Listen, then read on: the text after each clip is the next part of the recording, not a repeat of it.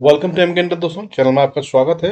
उम्मीद करता हूं आपने पिछले हफ्ते का वीडियो देखा होगा और बढ़िया से पैसा बनाया होगा। सारे के सारे सेक्टर और इंडाइसेस में हमारा काम बढ़िया से चला। Nifty, bank Nifty, gold, silver, crude, सभी जगह पे किसी भी जगह पे फेल नहीं हुए। एब्सोल्युटली परफेक्ट वाला एनालिसिस था और डायरेक्शन थे।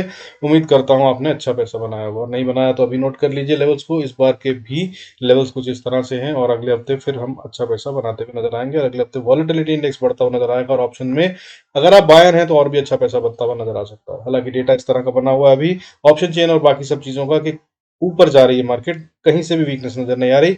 लेकिन मैं आपको बता रहा हूं कि अगले हफ्ते में मुझे बहुत स्ट्रॉन्ग चांसेस नजर आ रहे हैं कि मार्केट में एक अच्छी रिट्रेसमेंट और करेक्शन आएगी और वो नीचे जो गैप छोड़ के आई है उसे फिल करेगी, अगले हफ्ते ही करती नजर आएगी। आइए देखते हैं डेटा क्या कह रहा है और कहां पे क्या कह रहा है, जिसकी वजह से मैं ये कह रहा हूं। Before we start the video I request to go to the disclaimer, जरा तो वीडियो को पॉज करके पढ़ें। सॉरी। देखिए अभी जो है एफआईआर लगातार बाइंग कर रहे हैं। थर्सडे को क्लोजिंग के टाइम पे 221 करोड़ का माल खरीद चुके थे। हालांकि डीआईआईएस डोमेस्टिक इंस्टीट्यूशनल इन्वेस्टर ये बेच रहे हैं, 273 करोड़ का माल बेच चुके हैं। और अगर इस तरह से बात करें अप्रैल मंथ की, तो अप्रैल मंथ में एफआईआईएस फॉरेन इंस्टीट्यूशनल इन्वेस्टर्स विदेशी निवेशक 4,959 करोड़ से ज्यादा का माल खरीद चुके हैं और डीआईआईएस उसके अगेंस्ट में 2,683 करोड़ का माल बेच चुके हैं। जो कि लगातार बाइंग कर रहे थे वो सेल कर रहे हैं और जो सेल कर रहे थे वो बाय कर रहे हैं। अभी तक की अगर बात करें तो एफआईआईएस ने पिछले 2.5 साल में 2021 से लगातार बेच रहे हैं और अभी तक 15 साल में जितना पैसा यहाँ लाए थे उससे ज्यादा ये निकाल चुके हैं। दैट इज जो सेल ऑफ करा है फॉरेन इंस्टीट्यूशनल इन्वेस्टर ने वो है 3,71,159 करोड़ पिछले 2 सालों में। और इस साल की अगर बात करें जनवरी से लेकर अभी तक, तो 45,597 करोड़ से ज्यादा का माल बेच चुके हैं।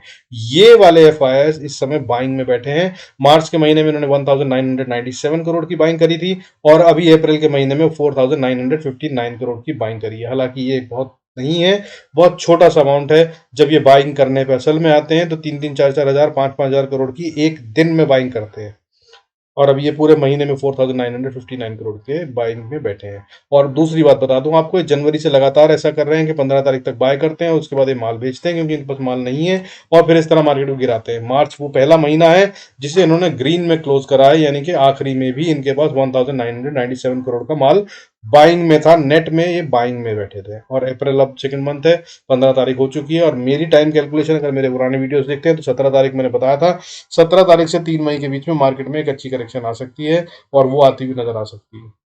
और लेवल भी बताएं, वो लेवल टच हो जाएगा तो वापस ऊपर। मई के बाद तो हम ऊपर है ही है, इसमें कोई शक नहीं है। अब बात कर लेते हैं डोमेस्टिक इंस्टीट्यूशनल इन्वेस्टर्स की। तो डोमेस्टिक इंस्टीट्यूशनल इन्वेस्टर ने थर्सडे को लास्ट ट्रेडिंग डे 273 करोड़ से ज्यादा का माल बेच दिया। जिस तरह से वो अप्रैल महीने की बात करें तो 2683 करोड़ का माल बेच चुके हैं in the month of April. और अगर हम बात करें 2.5 साल जिसकी मैंने बताया एफआईएस लगातार बेच रहे हैं, तो उसमें उन्होंने उनसे ज्यादा लगभग थोड़ा सा खरीदा है। 2021 एंड 22 के अंदर उन्होंने 3,71,273, दैट इज 3,71,273 करोड़ से ज्यादा का माल खरीदा है, जो कि लगभग उनसे एफआईएस की सेलिंग से 200 करोड़ 300 करोड़ ज्यादा है। और अगर इस साल की बात करें जनवरी से अभी तक, तो ये 80,515 करोड़, दैट इज 80,515 करोड़ से ज्यादा का माल खरीद चुके हैं। अब अगर बात करें बाकी के डेटा की, देखिए वॉलेटिलिटी इंडेक्स इस समय, वॉलेटिलिटी इंडेक्स इतना नीचे आ गया है 11.90 पे कि इससे ज्यादा कूल ऑफ होना बहुत अच्छा नहीं है, नहीं होगा ये, और ये ऊपर बढ़ता हुआ नजर आ रहा है। जिसका मतलब ये है कि मार्केट में उछल कूद बढ़ने वाली है आने वाले समय में। हालांकि मैं आपको बता दूं यूएस मार्केट्स का भी विक्स जो है इस समय बहुत नीचे है और काफी कूल ऑफ है। फ्राइडे को, थर्सडे को, वो भी फ्राइडे को इनफैक्ट 4.5% टूट कर बंद हुआ है, जिसका मतलब ये होता है कि मार्केट में अभी भी दम है। लेकिन मैं बता रहा हूं आपको, ट्यूसडे को मेरे हिसाब से मार्केट में करेक्शन आएगी और खास तौर पे अगर मंडे को करेक्शन आ जाती है तो बहुत अच्छा होगा। फिर ट्यूसडे को हम बढ़ते हुए चले जा सकते हैं, हो सकता है बढ़ जाए। लेकिन अगर मंडे को करेक्शन नहीं आती तब फिर ज्यादा खतरनाक है, क्योंकि फिर ट्यूसडे को नीचे गिरावट के साथ बंद होंगे। फाइनेंशियल निफ्टी सर्विसेज की एक्सपायरी है और अगर वहां पे कुछ नहीं हुआ तो फिर थर्सडे बहुत ही खतरनाक दिन होगा। हम पिछले करीब 8-9 दिन से लगातार बढ़ रहे हैं। ऐसा होता नहीं है, कुछ भी चीज राइट स्ट्रेट लाइन में सीधी डायरेक्शन में नहीं चलती है। मार्केट को रुक रुक कर, कंसोलिडेशन कर कर, एवरेज कर कर ही आगे चलना होता है। So be very careful while trading अगले हफ्ते। और मैं बाय के ट्रेड कम और सेल के ढूंढने की कोशिश करूंगा। हालांकि बाकी के लेवल्स मैं आपको जो बताऊंगा उनको नोट कर लेंगे तो आप बड़े आराम से ट्रेड कर सकते हैं। अगर थर्सडे की अब बाकी की बात करें सेक्टर्स, तो सेक्टर्स के अंदर में auto, bank, FMCG, metal, reality बढ़ते हुए नजर आए और ऑटो और एफएमसीजी को तो मैं और मेटल को कह ही रहा हूँ, हमेशा से बहुत स्ट्रांग है। इनमें आप अपना बाइंग कर सकते हैं और ये बाइंग करने का ही टाइम है पोर्टफोलियो बनाने के लिए। इन्वेस्टर्स के लिए कह रहा हूँ, बाकी के लोग दूर रहे, ट्रेडिंग करने वाले सेल का ट्रेड ढूंढें। हालांकि मार्केट में अभी भी बाय करने का बहुत अच्छा मौका नहीं है और मार्केट में करेक्शन आएगी, फोमो में भी बहुत ज्यादा बाय ना करें।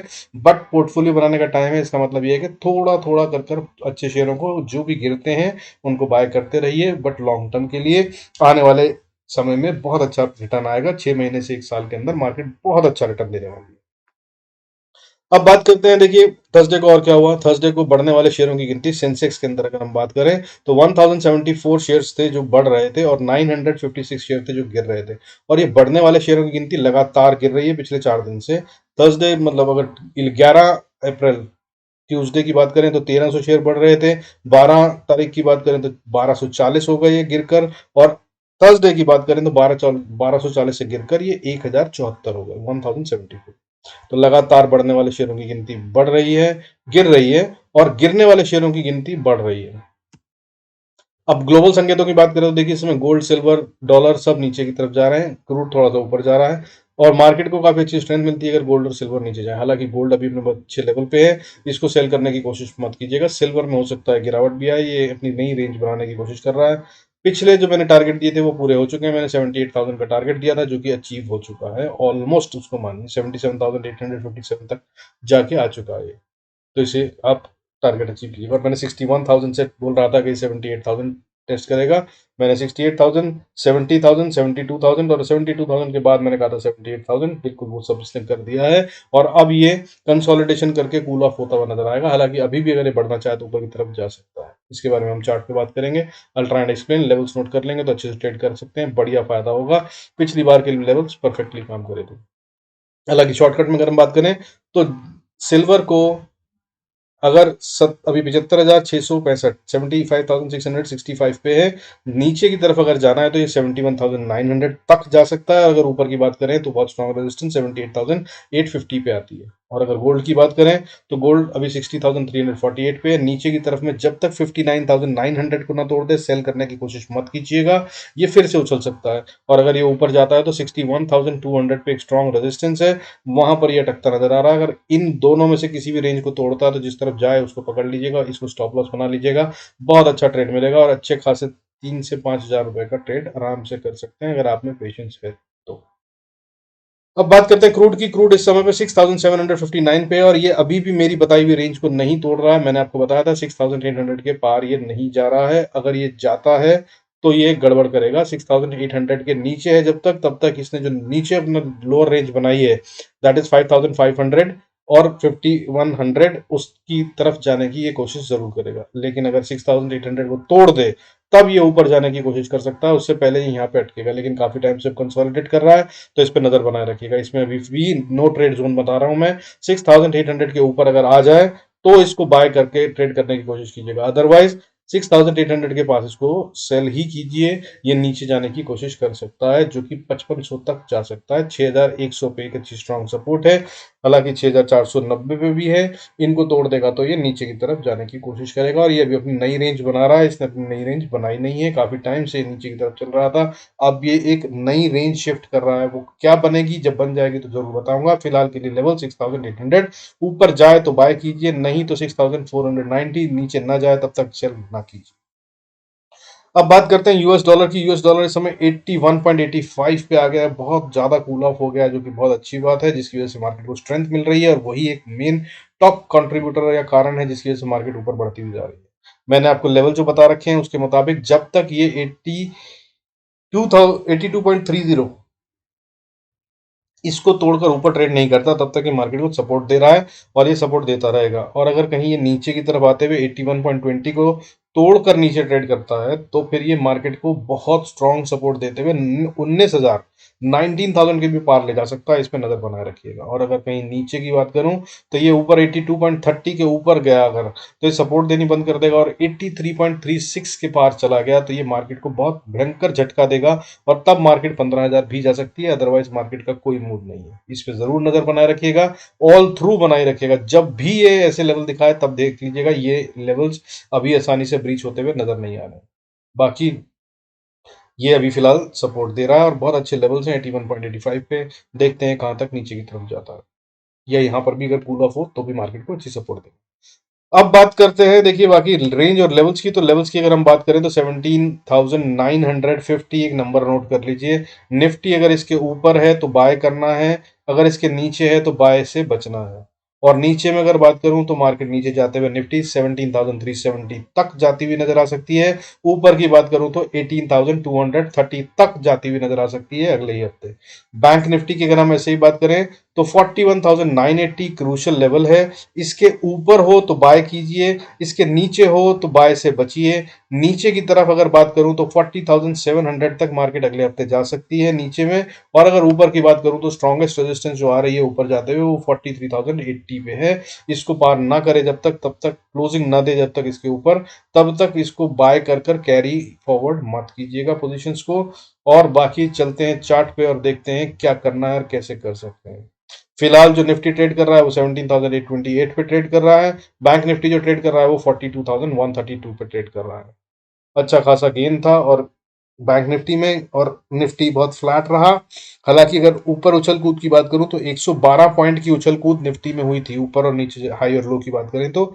लेकिन क्लोजिंग बेसिस पे सिर्फ 15.6 पॉइंट्स ही कैप्चर कर पाए। वही अगर अब हम बात करें चार्ट्स पे कहाँ एंट्री कहाँ एग्जिट, सिल्वर गोल्ड और इसके अलावा मैं एचडीएफसी और आईसीआईसीआई बैंक और एचडीएफसी बैंक पे भी राय दूंगा, लेवल्स बताऊंगा, उनको ट्रेड करेंगे तो बहुत अच्छा फायदा होगा। But before we go there I request to go to the disclaimer as per SEBI norms. जरूरत हो तो वीडियो को पॉज कर कर पढ़ें। देखिए अभी अगर बात करें चार्ट्स के ऊपर, सबसे पहले बात कर लेते हैं एचडीएफसी बैंक की ही कर लेते हैं। सबको बताया मैंने चार्ट देखने के लिए कि वहां बताऊंगा। तो देखिए ये है एचडीएफसी बैंक का चार्ट। अगर इसकी अगर आप बात करें तो ये है 20 ईएमए इसकी। 20 ईएमए से प्राइस बहुत दूर नहीं जाती है। मेरे स्टूडेंट हैं तो आप जानते हैं मैं क्या कह रहा हूँ। प्राइस 20 ईएमए के बहुत दूर नहीं जाती। अगर आप यहाँ पे भी देखें ये ब्लू लाइन 20 ईएमए है। जब ऊपर चली जाती है तो मार्केट नीचे आती है, जब नीचे में ज्यादा दूर चली जाती है तो ये वापस ऊपर आके टच करती है, बहुत समय तक इससे दूर नहीं रहती है। जब ये ज्यादा ऊपर चली जाती है तो उतनी तेजी से नीचे आती है। सो यहाँ पर ये बहुत तेजी से ज्यादा ऊपर चली गई है। अब सिर्फ दो अच्छे कारण हो सकते हैं कि ये ना गिरे, उसके ये कि ये प्राइस वाइज ना कर कर टाइम वाइज करेक्शन करे, तब ये प्राइस यहीं घूमती रहेगी और ये एवरेज नीचे से ऊपर उठनी शुरू हो जाएगी और फिर ये पास में आएगी, तब इसमें अगला बड़ा मूव आएगा। सो एचडीएफसी में बाय मत कीजिएगा अभी फिलहाल कम से कम। और अगर सेल का ट्रेड अगर आपको समझना है तो मैं आपको बता दूं, देखिए रेजिस्टेंस जो मैंने बनाई है उसके मुताबिक 1698 1700 मान लीजिए, जब इसके नीचे है तो ये बाय नहीं बनता है। इसके ऊपर ट्रेड करने लगे तो ट्रेड कीजिएगा बाय का। और अगर तब आप बाय करते हैं तो इसके लिए आप ट्रेड कर सकते हैं, तब ये 1800 तक को छूता हुआ नजर आ सकता है। मेरा लेवल जो निकल रहा है वो एग्जैक्ट लेवल 1814 का निकल रहा है, यानी कि 1814 का। अगर ये इसके ऊपर जाता है और इसने ब्रेकआउट दे दिया है पिछली रेजिस्टेंस को, बट ये ब्रेकआउट फेक है या फॉल्स नहीं, ओरिजिनल राइट करेक्ट ब्रेकआउट है, तो ये इसके ऊपर ट्रेड करेगा मंडे को, इसके ऊपर ही खुलेगा और उसके बाद इसको नीचे नहीं तोड़ेगा। That is 1695। इसके ऊपर ही रहना चाहिए, इसके ऊपर ही हर क्लोजिंग देनी चाहिए, तब ये ऊपर जा रहा है। लेवल होगा 1803, इसके लिए ट्रेड कर सकते हैं। हालांकि जो छोटे छोटे रेजिस्टेंस है 1695 को पार करने के बाद सबसे पहला लेवल 1713 1713, और उससे अगला लेवल जो है वो 1770 के आसपास, और उसको पार करने के बाद 1800 और उसके बाद 1520 पे ये रेजिस्टेंस फेस करेगा। ये लेवल्स के लिए आप ट्रेड कर सकते हैं। अगले हफ्ते ही ये सब होता हुआ नजर आ सकता है। हालांकि मेरे को नीचे के चांसेस ज्यादा दिख रहे हैं। मार्केट में अगर करेक्शन आनी है तो यही होगा सबसे बड़ा वाला टॉप लूजर। इसी को गिराया जाएगा जिससे मार्केट में एक धक्का पड़ेगा। वो लेवल्स होंगे जब ये नीचे 1698 के 95 के नीचे ट्रेड कर रहा है, तो आप इसे सेल करने की कोशिश कर सकते हैं। तब पहली सपोर्ट जो है वो छोटी सपोर्ट है, वो 1682 पे है। इसको तोड़ देगा तो फिर 1672 पे है। इसके नीचे अगर आ जाएगा तो फिर एक छोटी सपोर्ट 1667 पे है। और अगर इसको तोड़ दिया तो फिर ये अच्छे से नीचे आ रहा है, और फिर अगली सपोर्ट जो आती है वो 1649 पे, और उसके बाद फिर 1620 पे 25 पे। और अगर इसको तोड़ दिया तो असली ओरिजिनल स्ट्रॉन्ग सपोर्ट आती है 1584 पे। यहां तक ये आ सकता है और यहां से जरूर बाउंस करेगा। हालांकि मुझे लग नहीं रहा कि ये फिलहाल 1620 के नीचे जाएगा। तो आपको अगर ट्रेड करना हो तो सेफ ट्रेड यहां से कर कर कम से कम 100 पॉइंट 150 पॉइंट का तो नीचे मिलता है, वो आप कर सकते हैं। अब अगर बात करें इसके अलावा एचडीएफसी की, तो एचडीएफसी के भी लेवल्स नोट कर लीजिए। देखिए एचडीएफसी जो है मेरे हिसाब से एक अच्छे अप ट्रेंड में है, नो डाउट्स अबाउट इट। मगर ये भी लगातार 9 दिन से ऊपर बढ़ रहा है। निफ्टी इसी से मैनेज होता आ रहा है, और बैंक निफ्टी और निफ्टी अगर अब वीकनेस दिखाना शुरू करते हैं, तो ये सबसे पहले गिरने वाले शेयरों में से होगा। अभी जो है इसने भी ब्रेकआउट दे रखा है, इसमें कोई शक नहीं है, और अगर ये ऊपर की तरफ जाता है अगर, तो इसको ये लेवल नहीं तोड़ना चाहिए, दैट इज 2776। और अगर इसके ऊपर जाता है तो रेजिस्टेंस फेस करेगा 2802 पे, और अगर इसको पार कर लिया तो फिर 2820 30, इसको ये पार नहीं कर पाएगा, मुझे ऐसा लग रहा है। लेकिन अगर इसको पार कर लिया तो फिर ये सीधा जा रहा है 2900 को छूने, अगले हफ्ते हो सकता है। और अगर नीचे आना चाहता है तो नीचे में सबसे पहली सपोर्ट तो जो बनती है इसकी, वो बनती है 2760 की। अगर इसके नीचे ट्रेड करने लग जाए तो सेल कर दीजिएगा बिंदास कोई, और इसी को स्टॉप लॉस बना लीजिएगा। और इसके बाद ये नीचे जा रहा है, और अगली सपोर्ट जो आएगी वो 2740 पे, और अगर इसको तोड़ दिया तो फिर 2725 पे, और अगर इसको तोड़ दिया तो फिर 2692, और इस 2692 को अगर तोड़ दिया तो फिर ये फिर 2627 तक आता हुआ नजर आ रहा है, और इससे जरूर बाउंस करेगा। मुझे नहीं लगता कि ये इससे नीचे अभी फिलहाल जाएगा, लेकिन अगर मैं 2600 तोड़ दिया इसने, तब ये अच्छा खासा 2558 अगला लेवल होगा जिसको अटेन करने की कोशिश करेगा। और अगर इसको भी तोड़ा तो फिर अगली लेवल पे 24,090 पे आने की कोशिश कर सकता है, अगले हफ्ते हो सकता है, नजर रखिएगा। अब इन दो शेयरों का मैंने बता दिया, बाकी के अगर होंगे तो वो टेलीग्राम पे दे दूंगा, आप वहां पे नोट कर सकते हैं। बाकी बैंक निफ्टी और निफ्टी की बात कर लेते हैं। ये निफ्टी की अगर बात करें तो निफ्टी में देखिए, ये चैनल था जिसको ये चला रहा था, और इसके तहत में ब्रेकआउट नहीं दे रहा था, ब्रेकआउट फाइनली दे दिया। उसके हिसाब से अगर मैंने जो टारगेट बताया था, वो टारगेट डब्ल्यू पैटर्न यहाँ पे कंप्लीट कर ही गया है। तो मैंने बताया था 18,150 तक ये मार्केट जा सकती है अब, लेकिन अब प्रॉब्लम ये है कि लगातार 8-9 दिन से ये बढ़ रही है। और अगर हम बात करें तो हम 16,900 से 950 से अब हम 17,900, यानी कि 1,000 पॉइंट, ऑलमोस्ट 900 पॉइंट बढ़ चुके हैं। तो बहुत सीधी लाइन में मार्केट नहीं बढ़ती है, तो इसमें एक रिट्रेसमेंट आना जरूरी है। दूसरा, चैनल को ब्रेकआउट दिया है, तो ब्रेकआउट देने के बाद इसको इसको रीटेस्ट जरूर करना चाहिए। यानी कि ब्रेकआउट अगर ये रियल है, जो कि है ही है, इसने दे दिया है, तो इसको वापस रीटेस्ट करने जरूर आना चाहिए। और वो रीटेस्ट का लेवल जो बनता है, मैंने आपको जो बताया था पिछले वीडियोस में, वो 17,400 से 17,200 का लेवल बनता है। लेकिन अगर ये यहाँ तक आता है तो देखिए, ये यहाँ पर इसने गैप छोड़ा हुआ है, दैट इज 17,110 से लेकर 17,190-200 तक के बीच का जो एरिया है, यहाँ पे कोई ट्रेड नहीं हुआ है। मार्केट कभी भी गैप छोड़कर ऊपर नहीं जाती है, लिख कर रख लीजिए, कभी भी नहीं होता। तो यहाँ मार्केट जरूर आएगी, आज कल परसों कब आती है। तो मेरा कहना यह है कि अगर ये 400 तक आती है तो फिर ये नीचे यहाँ तक आने की कोशिश कर सकती है, जो अगले हफ्ते हो सकता है 17,095। अब लेवल्स नोट कर लीजिए। लेवल्स ये हैं, जब तक ये 17,800 के ऊपर है तब तक इसको बाय कीजिए। 850 के ऊपर है तो बहुत स्ट्रांग अच्छे से बाय करता हुआ नजर आ सकता है। तो अगला रेजिस्टेंस जो आएगा फिर अगले हफ्ते के लिए 17,960 का होगा, और अगर इसको पार कर लिया तो फिर अगला रेजिस्टेंस 18,000 का होगा। 18,000 के बाद 18,090 होगा, 18,090 के बाद 18,160 होगा, और 160 को अगर पार कर लिया तो 18,260 से लेकर 18,330 का वो एरिया, जहां पर ये डेफिनेटली स्ट्रॉन्ग रेजिस्टेंस अगले हफ्ते फेस करेगा। इसके पार जाना आसान नहीं होगा, इससे पहले रिट्रेसमेंट और कंसोलिडेशन तो दोनों जरूरी है। अब बात करते हैं नीचे की। अगर नीचे आना है निफ्टी को तो सब 17,800, 800 को तोड़ दिया तो फिर नीचे अगली सपोर्ट जो आती है वो 17,692, 692, और अगर इसको तोड़ दिया तो फिर बहुत चांसेस है कि 620 से 580 के बीच में सपोर्ट ले जाए और यहीं से बाउंस कर जाए। अगर ये भी होता है तो ये अप मूव और अच्छे से ऊपर कंटिन्यू होगा, और फिर वापस हम ऊपर जाते हुए नजर आ सकते हैं। लेकिन अगर यहाँ नहीं रुकी मार्केट तो अगली सपोर्ट जो आती है वो 17,500 पे, 490 से 500, और अगर इसको तोड़ दिया तो फिर अगला लेवल 17,420, और उसके बाद 17,380 will be the final level, जहां से डेफिनेटली निफ्टी को बाउंस कर लेना चाहिए। अगर ये अप ट्रेंड है और ये ब्रेकआउट हो गया है और बुल्स इंटरेस्टेड है पैसा लगाने में, ये सिर्फ एफआईएस की फॉल्स बाइंग से ऊपर मार्केट नहीं जाएगी। तो अदरवाइज ये नीचे की तरफ आई तो इसके बाद अगला 17,300, 17,300 के बाद 17,212, 17,200 के 12 से 17,095, ये वो एरिया होगा जो क्रूशियल एरिया है, जहां पर कंसोलिडेशन डिस्ट्रीब्यूशन कुछ होगा, जहां पे मार्केट नई डायरेक्शन फिर से तय करेगी, अगर आती है तो। हालांकि मुझे उम्मीद नहीं है यहां तक आए, बट करेक्शन तो अभी भी आती हुई नजर आ रही है। अब बैंक निफ्टी देख लेते हैं ऐसे। बैंक निफ्टी की अगर हम बात करें, देखिए इसका भी ये चैनल है, चैनल का ब्रेकआउट दिया था इसने, इसमें कोई शक नहीं है, काफी देर से दिया था, हालांकि निफ्टी के बाद दिया था, पर उसके बाद से लगातार 3 दिन से बढ़ रही है, और ये काफी अच्छी बढ़ चुकी है। अगर हम बात करें तो इसने 40,009 77 से 42,186 यानी कि लगभग 2,500 पॉइंट 2,300-400 पॉइंट की बढ़त ले चुका है। तो इसको भी रेस्ट करना चाहिए, थक गया होगा बेचारा, आराम करने दीजिए इसको भी। और उस हिसाब से बोल रहा हूँ कि ये थोड़ा सा रुकेगा, लेकिन इसने जिस तरह से ब्रेकआउट दिया और पिछली रेजिस्टेंस को जैसे पार करा और अच्छी खासे ऊपर क्लोजिंग दी है 41,963 के, तो ये लग रहा है कि और बढ़ता हुआ नजर आएगा। और डेटा ऑप्शन चेन का भी यही कह रहा है कि ये ऊपर जा रहा है, लेकिन मुझे ऐसा लग रहा है कि इतनी तेज तो मार्केट देखो बढ़ती है तो कुछ भी लग रहा नहीं है। बहुत बॉटम लाइन है, एक्सपीरियंस से बता रहा हूँ, मार्केट लगातार सीधी सीधी ऊपर नहीं जाती है। इसको करेक्शन रिट्रेसमेंट करना होगा, एवरेज को ऊपर लाना होगा। 20 मूविंग एवरेज से बहुत दूर है, और या तो 20 मूविंग एवरेज ऊपर आए या फिर प्राइस नीचे जाए, दो में से एक काम तो होना ही है। तो ये बहुत अच्छे में बात करूं, ना गिरे बात मार्केट तो ये हो सकता है कि ये साइडवेज चला जाए और नीचे से एवरेज बढ़नी शुरू हो जाए। तो पर इस तरह से अगर चले तो 2 से 3 हफ्ते यहाँ पे रुकना पड़ेगा मार्केट को। और जो मैंने तारीखें बता रखी हैं आपको, 17 अप्रैल से मार्केट के अंदर गिरावट आती हुई नजर आ सकती है, और 3 मई अगर नहीं आया तो नेक्स्ट लेवल होगा। तो वो दोनों तारीखें नोट कर लीजिए, इन दोनों में खेल होता हुआ नजर आ सकता है। अब अगर बात करें इससे आगे की, level to level, levels fail नहीं होते, आपको सिंपल लेवल्स पे ट्रेड करना है, नोट करिए।